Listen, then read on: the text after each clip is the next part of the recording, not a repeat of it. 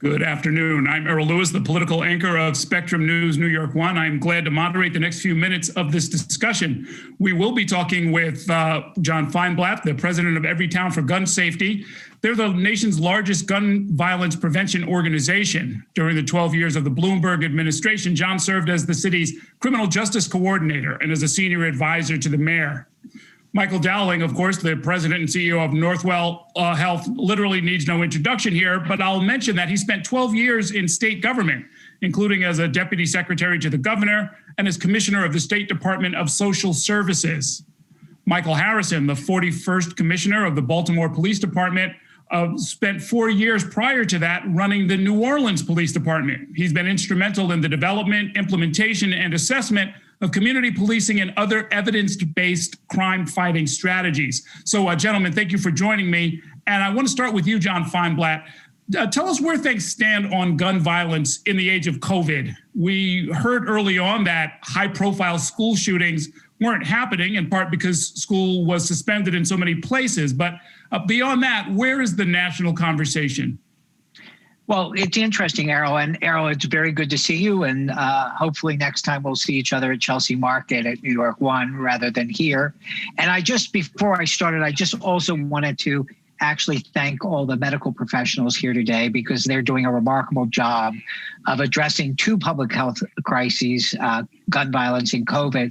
And that really brings me to the question you're asking, Errol, which is there's no question about it. Yes, schools are closed and we're not going to movies and streets are emptier, but we're seeing certainly that in many respects, COVID has exacerbated gun violence. We're seeing increased suicide. Because of the threats of financial hardship. We're seeing increases in domestic violence because of people trapped in their homes, experiencing severe psychological stress and economic stress, increases in unintentional shootings, as we've seen panic buying of guns since COVID. And again, young people not in school, but trapped in their homes. And we're seeing the fact that school ended early and hasn't really started again, which is just one example of tearing the fabric of supports for young people that can often lead to more gun violence when those supports aren't there. But the good news is we've just helped elect the strongest gun safety ticket in history to the White House. And we are working very closely with the Biden transition team to help them take quick action. Obviously, the Senate control is still in the balance, but Biden can immediately start planning for taking executive actions. And we've actually, the New York Times reported today that we've given them what I would say is a good roadmap for how you can take executive actions in the White House, even if McConnell stays as the gatekeeper of the Senate and we aren't able to make progress there. But let me just give you one quick example of that so it becomes real. Increasingly, we're seeing police departments, and Commissioner Harrison probably sees this too. We're seeing at crime scenes ghost guns, which are untraceable, do-it-yourself guns ending up at crime scenes. And these are guns that are made from gun parts, but because they are made from parts, they're not regulated like guns, so that they have no serial number, not required to, and you don't have to do a background check if you're purchasing them. So you buy component parts and then put them together in less than an hour in your house. But the ATF, which is the federal agency that regulates them, says they're not firearms and therefore they don't have to comply with the requirements of a real firearm. So it's a little bit like if you bought a bike frame and then you bought the wheels separately and you put them together and then insisted when you were pedaling around the neighborhood that you weren't really riding a bike. But ATF could actually shut down the market for ghost guns by just reclassifying them as firearms, treating like any other group, and it would change the marketplace because, of course, the people who want to buy do-it-yourself guns are people who often don't want to get detected by the background check system and certainly don't want to have a traceable gun. So simple things like that could really change the crime scene demonstrably. And these are opportunities that the Biden administration can take within the first 100 days. Okay, very interesting. We'll certainly be watching for that. Now, Commissioner Harrison, this summer saw a surge in violent crime in the nation's 20 largest cities, including Baltimore and including New York. Who among the different stakeholders and industries and groups that need to be engaged, who's not at the table? Who do you feel a little frustrated that you kind of can't get around the table? And how do we get past the hurdles to partnership? Well, first of all, thank you all for allowing me to be part of the discussion. And while I'm in contact with chiefs from those large cities, because I'm a member of the Major City Chiefs Association, what we're seeing in Baltimore is not necessarily what we're seeing around the country. We're seeing sharp increases in homicides and shooting, especially at the beginning of COVID in all of the major cities, especially the top 20, as you say. We're not seeing that in Baltimore. We have a slight decrease. However, our slight decrease numbers is still higher than most other cities' increased numbers. So while it's a decrease, it's nothing to brag or celebrate about because it's still really high. And at 311 murders now compared to 322, that's still really high. That still puts us relatively at number one in the country per capita. What we think is a lot of times there are no consequences for the actions of these bad actors when they shoot people because courts have been closed, because grand juries have been non-existent, and because we have had to readjust and adapt to how we make approaches to protect ourselves and the community because of COVID. I believe the criminal element has taken advantage of that because while we are not as engaged because we can't get up close and personal to people like we used to, we've had to modify our engagement. We believe that a lot of times the criminal element they've taken advantage of that. And while fewer people are out, the criminal element committing shootings and murders are still out there. And while there are decreases in robberies and other property crimes across the country, homicides and shootings have increased. And because there are no consequences, especially during COVID, jails are being emptied because of the fear of COVID spread in jails.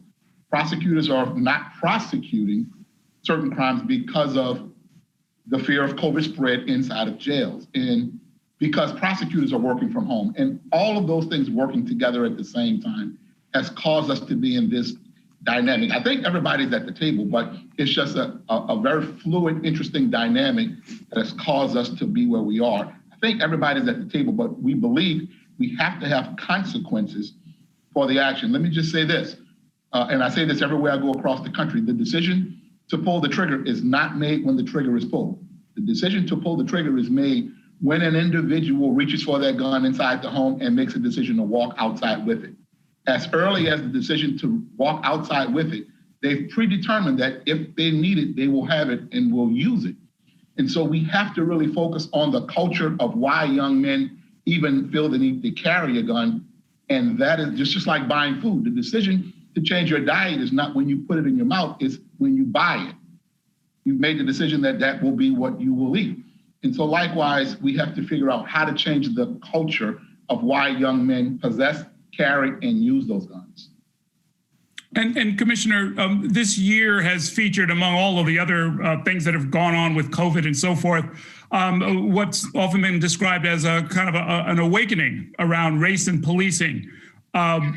Even prior to that, of course, and I think this even predates your tenure in Baltimore, there was the Freddie Gray case, which brought a lot of scrutiny on the department you now lead and also raised a lot of questions about how policing ought to be done. Are you satisfied that we're reaching a kind of a point where we can both deal with some of the abuses of the past, but also keep violent crime down? I think that I am somewhat satisfied that the entire country is now being put in a position where we all are talking about what policing really should be. And we're doing it across the country. New Orleans was in a consent decree because we were a really troubled department and the federal government put us in a consent decree to help reform. We did that. Now I'm in Baltimore in another consent decree. But other cities now and other departments are being forced to make the reforms that the government has made other departments made over the past.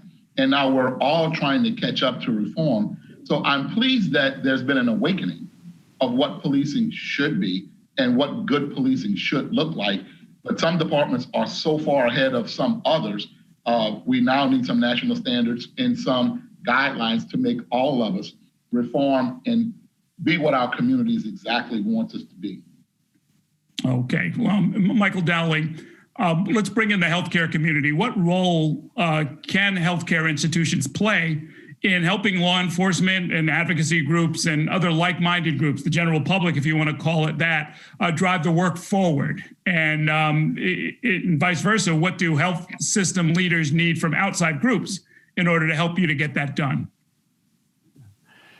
Well, I think healthcare organizations have a major role. If you go to pretty much any community across the United States, the healthcare is one of the largest businesses in those communities. They're the largest employers in the local communities.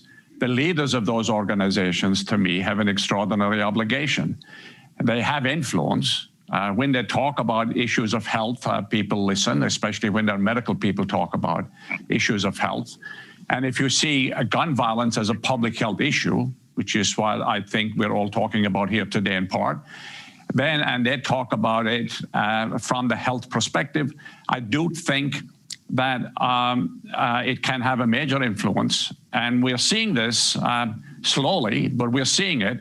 And I would just like to see every healthcare leader, whether it's a hospital or a health system or a community health center, be willing to stand up and join hands on this issue and do it collectively. Some have, many have, like Lloyd Dean, who was on the recent panel, and people from Chicago and others and Boston. But if you could expand that like 10-fold, 20-fold, 100-fold, and that's what I would like to see happening over the next couple of years. There's a little bit of hesitancy out there, which is unfortunate. Some people are scared, they're nervous about standing up. But I say to them, talk about it as a public health issue. So I think we got to keep pushing and keep pushing. Now, on the other part of your question, I think that we should be working much more closely with educational institutions. The schools are very important here. What we teach in the schools, the relationship the schools have with the students and the kids, and having the healthcare organizations work with the schools more, which is happening, and we're doing this, I think can make a huge difference. And of course, we have to have an unbelievably close cooperative relationship with the police departments. We're doing this here in New York, and Northwell is working with the local police departments closely on these issues. We all have various roles. We come from different perspectives. We have different priorities, but we all should have one priority, and that is to improve the health and well-being of members of our community and protect them from gun violence. That should be a common theme. So I think education, the law enforcement, healthcare organizations, and I would also like to see the leadership of the clergy leadership in all of the communities and all of the different religions around here and elsewhere coming together more. I would like to see them talk more about this in collective. And I know it's happening in discrete areas and in some areas around the country, but I think we should be doing an awful lot more here.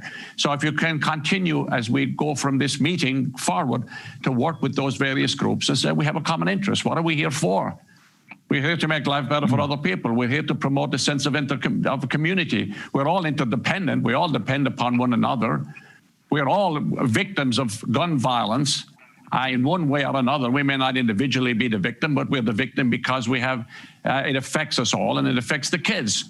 It's not just the person who dies in the emergency department of a gun wound. It's the family, it's the community, it's the neighbors, it's all of us. It's the caregivers who took care of this person. So there's commonality of interest here. And I'm hoping, and I'm hopeful because I'm an optimist at heart, that we are now seeing a new reawakening in the country, a new sense of community. And I believe that when we work together more, we will make some progress and continue the agenda going forward.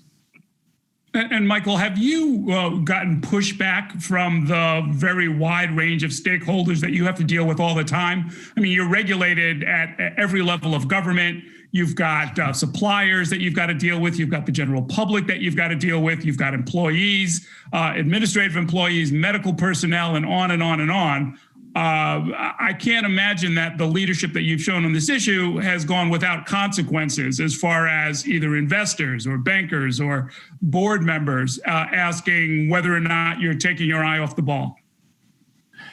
No, it's not been bad at all. I mean, people, stay silent about it. Many don't want to talk about it, which we try to force them to talk about it a little bit. I have received some very interesting emails, however, from people who were distraught with the fact that I stood up and said that, gun violence is a public health issue. I had emails that said things like, stay in your lane. You're running hospitals, you're running medical facilities, stay in your lane. My answer is, this is my lane. This is a health issue. This is public health. 100 people dying a day, the trauma affected resulting from it, people in the emergency departments, people in the psychiatric wards as a result, all of the mental health treatment that needs to be provided. What do you think it is? It is directly in our lane. And that's also the argument I make to other healthcare leaders. This is your lane.